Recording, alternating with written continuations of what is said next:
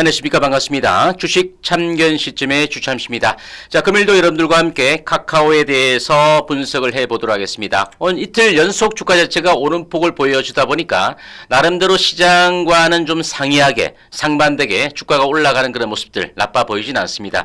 그리고 연초 들어서 지수의 하락 구간 속에서도 카카오 같은 경우는 나름 박스권의 구간 속에서 양엄야엄 패턴이 나와주고 난 다음에 전일 같은 경우에 일단 주가가 한 단계 고점을 살짝 돌파하고 난 다음에 윗골을 달아주었던 그런 모습이지만 금일 같은 경우는 장중한 때 59,200원대까지 올랐으니까 전일 대비 한 300원 정도 더 장중에 올려놓는 그런 모습이고 종가상으로는 58,700원에 마감하는 그런 모습입니다. 일단 거래량 자체가 좀 증가가 되어졌으면 더 좋았을 텐데 어제보다는 거래량이 조금 줄어드는 그런 모습이죠. 그래서 카카오에 대해서 오늘 제가 여러분들에게 또 몇 가지 얘기를 좀 해드릴까 합니다. 최근에 카카오 주가에 대해서 기본적으로 정권가에서 내다보고 있는 목표 주가 자체는 65,000원에 대해서는 제가 여러분께 누차 워낙 많이 말씀을 드렸던 그런 모습인데, 자, 이 부분에서 최근에 8만원까지 목표 주가를 상향하는 그런 바이 의견이 나왔다라는 부분까지 여러분께 말씀을 드렸죠. 그러니까 65,000원에서 8만원까지 업사이드를 해주니까 거의 한 23% 정도의 주가가 더 올라갈 수 있는 가격대가 된다라는 부분을 말씀을 드렸는데, 이 8만원을 왜 설정했는지도 한번 좀 살펴볼 것 같고요. 그리고 또 연초 들어서 기관들이 집중적인 매도를 보였습니다. 그리고 오늘 같은 경우에는 이제 시장 자체가 지수가 좀 반등을 주었던 그런 모습이었는데 결국은 코스피 시장 자체가 반등에는 종가상으로 실패하는 그런 모습입니다. 왜? 전일 미국 증시 자체가 주요 3대 지수가 급반등을 해주면서 국내 증시에 대해서도 이제 적가권 반발 매수세가 유입될 수 있는 그런 시점에서 장중한 때는 코스피 시장에서 외국인과 기관들이 동반적으로 매수를 했거든요. 그런데 결론적으로 보니까 이 기관들이 또 매도로 돌아섰단 말이에요.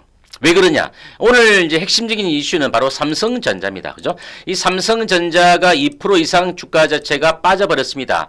즉 4분기 2023년도에 4Q 4분기에 대한 실적의 컨센서스, 시장의 전망치보다 좀 하회하는 그런 어떤 실적 자체, 잠정 실적 공시가 나오다 보니까 이 부분에 대해서 쌍끌이 매도가 나오다 보니까 지수가 마이너스권을 이끌어졌다. 그럼 삼성전자만 빼고 놓고 본다면 좀 반등을 시도해 가는 그런 구간들이 좀 나왔다. 라고 여러분들 이해를 해보시면 되겠습니다. 그래서 삼성전자가 종가로 2.35% 정도 빠지는 그런 모습 가운데 카카오 같은 경우는 13위, 코스피 시장에서 시총의 13위 정도를 차지하고 있는 그런 모습 아니겠습니까? 물론 이제 12위권에 있는 삼성 SDI와 관련해서는 거의 30조 한 5천억 정도 이렇게 차이가 나 있는 그런 모습이니까 이를 단숨에 뛰어넘기 위해서는 기본적으로 8만 원 정도 가 있으면 좋은데 어떤 삼성 SDI 가만히 있지 않겠죠? 많이 빠졌기 때문에 어쨌든 간에 지금 이제 이 시총 상위권의 12위, 13위 이 부분 자체가 더 중요한 것은 아니고요. 카카오에 대해서 기관들이 집중적인 러브콜을 계속적으로 보이면서 연초 들어서 좀 다르게 카카오에 대한 너무나 애정을 듬뿍 담아서 매수에 가담해주고 있다는 것이죠. 자, 연초에 1월 2일부터 1월 8일까지 전일까지 우리가 놓고 봤을 때 1월 2일에서 이제 8일까지 놓고 봤을 때 가장 많이 담았던 섹터는 2차 전지와 그리고 방산주거든요. 그 가운데 바로 인터넷 대표주와 관련된 이 카카오에 대해서 기관들이 집중적으로 매수해서 한 400억 원대 이상의 순매수가 나타난 그런 모습이었습니다. 1위는 에코프로 BM이고 2위는 카카오, 3위는 또 LNF, 또 4위는 하나 에어로스페이스. 여러분께 다 LNF와 하나 에어로스페이스에 대해서는 이 주참시 채널을 통해서 말씀을 드려놓았습니다. 그래서 여러분들 시간이 되신다면 좀 참조를 해보시면 될 것 같고요. 그래서 일단 순매수 2위에 랭크가 되어 있을 정도로 좋았는데 오늘까지도 추가로 또 기관들이 매수에 가담하는 그런 모습입니다. 자, 그러면 우리가 여기서 하나 좀 체크를 해보죠. 자, 네이버의 주가에 대해서 우리가 안 볼 수가 없는 모습인데, 자, 네이버 같은 경우는 차트를 우리가 조금 길게 놓고 봤을 때 너무 길게 놓고 봤네요. 이 정도 놓고 봤을 때 네이버 같은 경우는 이미 481선의 저항 자체를 돌파를 해놓고 있는 그런 모습 아니겠습니까? 그만큼 481 이평선과 21 이평선의 어떤 기울기 자체가 삼각 수렴형의 패턴을 보이면서 맞닿아 있는 구간 속에서 튀어주는 그런 모습이었다. 이렇게 볼 수 있겠죠. 그러니까 네이버 같은 경우에는 실질적으로 주가가 바닥권 대비 많이 떠올라 있는 것도 사실인데 실질적으로 네이버의 주가의 바닥권 대비 상승률 자체 올해 현재 시간 기준의 상승률 자체는 네이버 같은 경우는 17만 8천 원에서 23만 3천 원까지 올라갔으니까 거의 바닥 대비 플러스 30, 한 1% 조금 못 미치는 정도까지 주가가 떠 있는 그런 모습이거든요. 자, 그런데 다시 한번 카카오를 놓고 본다라면 37,300원 대비해서 오늘 59,200원까지 올라갔으니까 그죠? 59,200원까지 오늘 치고 올라갔으니까 상승률 자체가 무려 56%거든요. 56%. 그래서 이 네이버보다 주가의 상승률이 더 좋았다. 그러니까 많이 떴으니까 좀 부담스럽지 않겠는가 이렇게 생각하시는 분들이 계신다는 거죠. 제가 분명히 2024년도에 카카오에 대한 실적 전망 자체를 말씀드리면서 최소 9조 원대가 넘어가고 또 때에 따른 9조 5천억 원 정도 수준까지 올라갈 수 있고 영업이익이 또 5,800억 원 정도로 시장의 컨센서스가 계속적으로 상향되고 있다라고 좀 말씀을 드렸습니다. 그죠? 자, 오늘 같은 경우에도 또 미래에셋증권에서 투자 의견 자체를 또 8만 원을 제시를 하는 바이의 의견을 주면서 8만 원 의견도 나왔다는 거죠. 그래서 최근 들어서 카카오에 대해서 기본적으로 6만 5천 원 정도의 구간에서 8만 원의 가격대까지 업사이드가 현재 나타나고 있다라는 거. 그것이 바로 수급으로 현재 나타나고 있다라는 부분. 그죠? 이 부분에 대해서 여러분들 한번 좀 눈여겨 봐 주셔야 되지 않을까 이렇게 보여지고요. 그리고 이제 최근에 이 카카오 물론 페이라든지 카카오 게임즈 카카오뱅크 이런 종목들도 이제 상장이 되어 있는 그런 모습인데 카카오뱅크 같은 경우에는 그나마 바닥에서 좀 최근에 좀 거래의 손바뀜이 좀 이끌어지는 모습인데 카카오 게임즈라든지 카카오 이런 종목들 같은 경우에는 카카오페이 같은 경우 이런 종목들은 아직도 거래 바닥입니다. 아직까지 거래 바닥이다.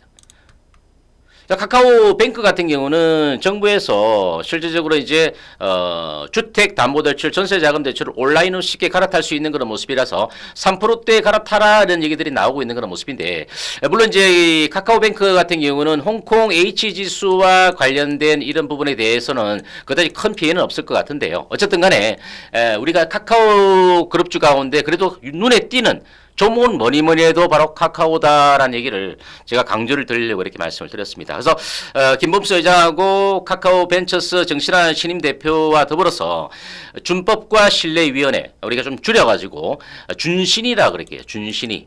이 준신이 자체에서 또 하위 이 두 개 카테고리 이 소위원회를 또 다시 이제 개설하는 그런 모습입니다. 소위원회를 또 개설을 해가면서 속도감 있게 변화를 계속적으로 시도를 해가고 있다라는 부분이죠. 이 부분. 그래서 현재 최근에 주가 자체에 대해서 조금씩 올라서다 보니까 이제 와서 좀 이런데 매수에 가담해도 될까라고 생각하시면 계실지 모르겠지만 여전히 가능하다라고 말씀드립니다. 자, 그러면 어제 제가 말씀드렸던 부분이 있는데 좀 궁금하신 분들이 계셔서 자, SM엔터와 관련된 인수 시에 뭐 시세 조정과 관련된 얘기들이 언론지상에 이제 많이 나오지 않았습니까? 많이 나왔는데 그럼 이 시세 조정과 관련되어서 결과치가 확정이 되어지게 되면 카카오가 갖고 있는 카카오뱅크에 대한 지분율이 27.17%라고 제가 말씀을 드렸죠. 자, 그러면 10%대까지 남기고 다 팔아야 되는데 그러면 카카오에 대해서 매물화가 될 수 있는 부분에 대해서 좀 말씀을 드렸더니 그러면 이 물량들이 나중에 쏟아지게 되면 어떻게 될까 하고 걱정하시는 분 계신지 모르겠는데 자, 만약에 이와 같은 사태가 안 벌어지면 좋겠죠. 안 벌어지면 좋은데 만약에 이렇게 사태가 벌어지게 된다면 어떻습니까? 바로 시간 외 거래로 블록딜로 넘기겠죠. 블록딜로. 그러니까 여러분들에게 장내 물량은 던지지 않을 거란 말이에요. 할인율을 대체적으로 전국가에서 8% 정도에서 좀 많게는 9% 정도를 줄 수 있는 모습인데 카카오에 대한 성장성을 놓고 본다라면 뭐 8%에서 전후한 플러스 마이너스 정도가 아니겠는가 이렇게 보여지기 때문에 그러면 카카오 같은 경우에는 현금성 유동성이 들어오겠죠.